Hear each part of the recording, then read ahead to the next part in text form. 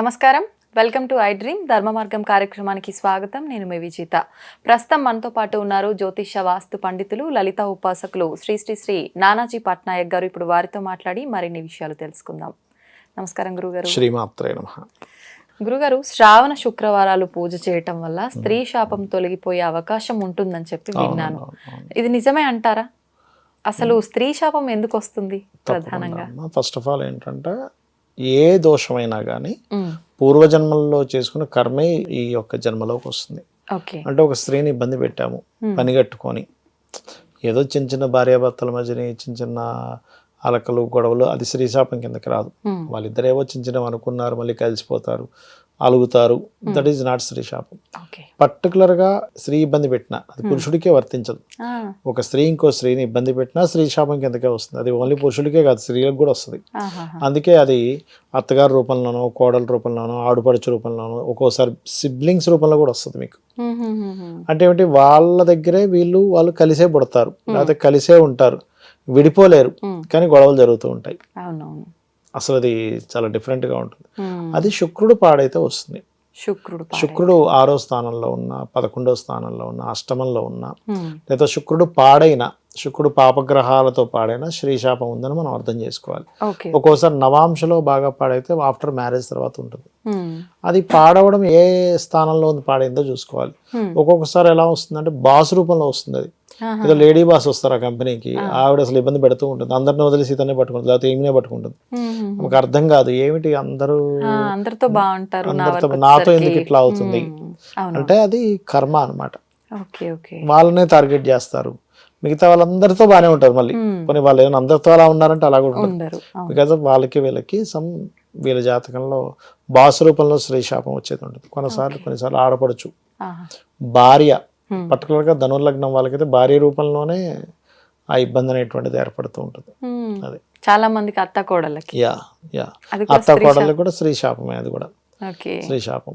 అయితే దీనికి ఏంటంటే శ్రావణ శుక్రవారాలు, ఎందుకంటే శుక్రుడికి అధిష్టాన దేవత అమ్మవారు లక్ష్మీదేవిగా చెప్తూ ఉంటారు. శ్రావణ శుక్రవారాలు ఎవరైతే చేస్తారో ఖచ్చితంగా ఈ దోషం చాలా మటుకు తగ్గుతుంది. అయితే ఇది చేసేటప్పుడు లక్ష్మీ గణపతి పూజ చేసి నారాయణ్ణి, సహజంగా శుక్రవారాలు మనం చేసేటప్పుడు చాలా మంది ఏం చేస్తారంటే డైరెక్ట్గా అమ్మవారి నామాలతో స్టార్ట్ చేస్తారు. అలా కాకుండా ముందు నారాయణ్ణి, విష్ణువుని ప్రార్థించి తర్వాత లక్ష్మీదేవిని ప్రార్థించాలి.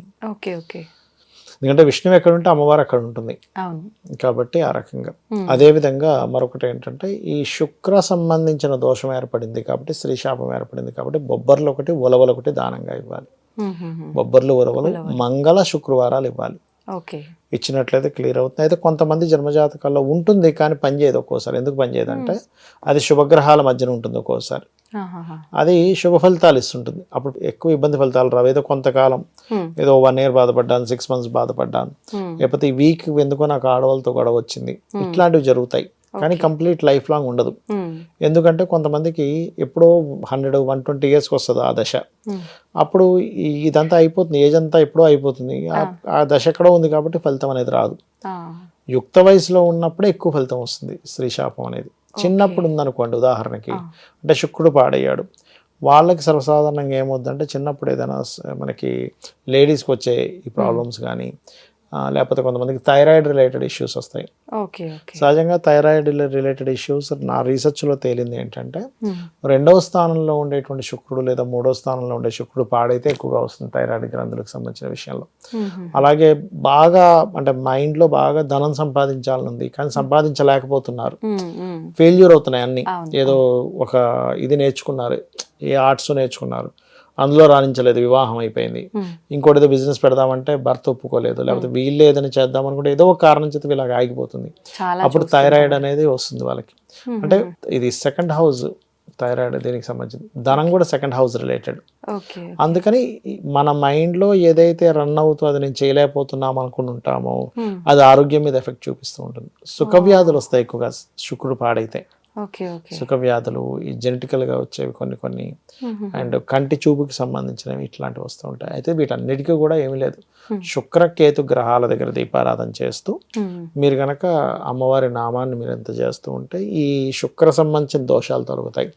అయితే స్త్రీశాపం ఉన్న వాళ్ళకి గొడవలు జరుగుతుంటాయి కదా, వీళ్ళు తెలియక ఏం చేస్తారంటే ఇంకా గొడవలు పెట్టుకుంటూ ఉంటారు. మీకు శుక్రుడు నేను చెప్పిన స్థానాల్లో ఉన్నాడు అన్నప్పుడు గొడవ పెట్టుకోకుండా వీలైనంత మటుకు కాంప్రమైజ్డ్గా అక్కడి నుంచి వచ్చేయడం బెస్ట్. ఓకే. ఇంకా పెరుగుతూ ఉంటుంది. అవునవును, వాదిస్తూ ఉంటారు అడ్డంగా. ఇప్పుడు ఏం లేదమ్మా, ఇప్పుడు సింపుల్ ఎగ్జాంపుల్ చెప్తా చూడండి. ఒక లోన్ తీసుకున్నారు, మీరు మనీ కట్టేస్తే లోన్ తీరిపోతుంది. మీరు ఆపుతూ ఉన్నారు, వాటి పెనాల్టీ మీద పెనాల్టీ, వడ్డీ మీద వడ్డీ పడుతుంది, పెరిగిపోతుంది. అవును, పెరిగిపోతుందిగా. ఇక్కడ చేసే మిస్టేక్ కూడా అదే. వీళ్ళు ఏం చేస్తారు, వాదిస్తారు, గొడవలు పెట్టుకుంటారు. సరే నా జాతకంలో పోయినంలో ఉన్న కర్మ అని అనుకొని చిన్నదాంతో పోయేదాన్ని పెద్దది చేసుకోకుండా ఉండగలిగితే, చిన్నదాంతో చిన్నగా సర్దుకొని అర్థం చేసుకొని అక్కడ సిచ్యువేషన్ కూల్ చేసే ప్రయత్నం చేస్తేనేమో దోషం ఎక్కువ వెళ్ళదు. కూల్ చేసే ప్రయత్నం కాబట్టి ఇంకా గొడవ పెట్టుకున్నారు అనుకోండి, ఈ జన్మలో ఇంకా ఇది కంప్లీట్ అవ్వలేదని నెక్స్ట్ జన్మలోకి తీసుకెళ్తుంది మళ్ళీ అది. సెకండ్ మళ్ళీ ఇంకొక లైఫ్ లో కూడా మళ్ళీ వీళ్ళు అక్కడే పడతారు, అక్కడే గొడవలు పెట్టుకుని ఉంటారు, మళ్ళీ ఇంకో లైఫ్ లోకి వెళ్తారు. అందుకని ఇది అనుభవిస్తే అయిపోద్ది అంటారు కొంతమంది. అందుకే ఇది అనుభవించేస్తారు, నాకు ఎందుకులే అంటారు. ఒకటి అనుభవించే ధైర్యమైనా ఉండాలి, లేకపోతే పరిహారం చేసుకునైనా బయటపడాలి. అంతేగాని ఇది ఎట్లా అది ఎట్లా అని చెప్పి గొడవ పెట్టుకోవడానికి లేదు. నువ్వు ఒక బస్సు ఎక్కావు, పలానా ఊరు వెళ్తుందని, బస్సు ఎక్కి నువ్వు ఈ బస్సు అక్కడికి ఎందుకు వెళ్తుంది, ఇంకో దగ్గరికి వెళ్ళాలంటే కుదరదు. ఫ్లైట్ ఎక్కి యుఎస్ఏ ఫ్లైట్ ఎక్కాము, యుఎస్ఏ వెళ్తుంది అది. నువ్వు ఫ్లైట్ ఎక్కిన తర్వాత డ్రైవర్తో అక్కడ ఉండే వాళ్ళతో నువ్వు ఇది ఇట్లా యుఎస్ పోతుంది, నేను ఇంకో దగ్గర పోవాలంటే పోతుంది, చైనా పోమంటే పోతుంది. నువ్వు ఆ ఫ్లైట్ ఎక్కావు అంతే, నీ కర్మలో ఆ ఫ్లైట్ ఎక్కి అక్కడ వెళ్ళాలనుంది. నువ్వు ఆ ఫ్లైట్ జర్నీని ఎంజాయ్ చేయాలి. గొడవ పెట్టుకోవడం వల్ల నీ డెస్టినీ మారదు అంట నేను. అయితే అమ్మవారిని ఆరాధించాలి, ముందుగా స్వామివారిని ఆరాధించాలి. ఎటువంటి మంత్రం? అమ్మవారి మంత్రాలు, లక్ష్మీ అష్టోత్తరాలు చేసుకోవడము. ఫస్ట్ ఆఫ్ ఆల్ శ్రావణ శుక్రవారాలు చేయడం వల్ల, లక్ష్మీ అష్టోత్తరాలు చదవడం వల్ల దారిద్ర నాశనము అంటారు. దరిద్రం నశిస్తుంది, ధనయోగం పడుతుంది. లక్ష్మీ కటాక్షము అంటే ఎంతసేపు మనం డబ్బులే అనుకుంటాం, డబ్బులని కదా గుర్తింపు వస్తుంది. మనకి అనవసరంగా వచ్చే ఇబ్బందులు కూడా తొలగుతాయి. కొంతమందికి ఇదే సందేహం వస్తుంది, ఏంటంటే నేను చేస్తున్నాను, మా పక్కింటి వాళ్ళు చేస్తున్నారు, వాళ్ళు మాత్రం బాగా కలిసి వచ్చింది, నాకేంటో ఇక్కడ ఆగిపోయాను అనుకుంటా. కానీ ఇక్కడ మనం తెలియాల్సిన విషయం ఏంటంటే, మీరు ఆ పూజ చేయడం వల్ల మీకు ఏదో రావాల్సిన ఆపద అమ్మవారు అక్కడ ఆపుతుంది. మీకు ఏదో పెద్ద ఇబ్బంది ఉందనుకోండి, ఆపేసింది అనుకోండి, ఈ కర్మ ఈ పుణ్యం ఇక్కడికి అయిపోయింది. వీళ్ళకి ఏ ఆపదలు లేవు, ఆ కర్మ ఎదగడానికి పనికి వచ్చింది. సో ఎప్పుడైనా ఏదైనా నోము, పూజ, పునస్కారాలు ఏదైనా చేసేటప్పుడు మనకి పెద్ద పెద్ద రిజల్ట్స్ కనిపించట్లేదు అంటే పెద్ద పెద్ద ఇబ్బందులు పడవలసింది ఆగిందని మనం అర్థం చేసుకోవాలి.